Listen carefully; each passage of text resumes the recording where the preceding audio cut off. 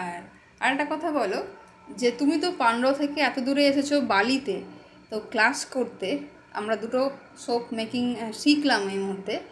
তো এর আগে কি কখনো সোপ মেকিং কোথাও শিখেছো বা সেরকম কোনো ভাবনা চিন্তা করেছো কিছু? না, আমি এর আগে কোথাও ক্লাস করিনি।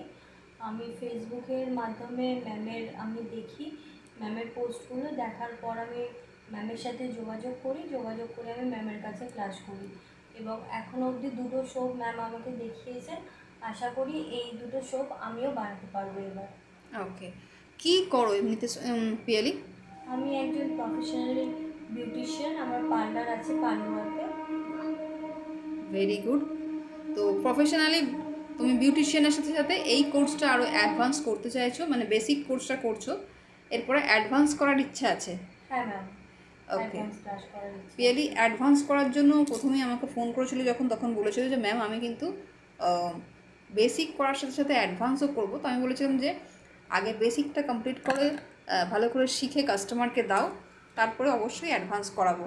তো এই হচ্ছে আজকে পিয়ালির নোটস থেকে শুরু করে আমরা নিয়ে বসেছি ক্লাসে।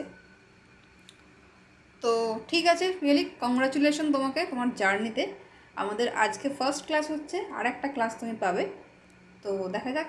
আর এরপরে তুমি অবশ্যই 1 বছরের ফ্রি গাইডলাইনও পাবে এই কোর্সের সাথে। ওকে, থ্যাংক ইউ ভেরি মাচ।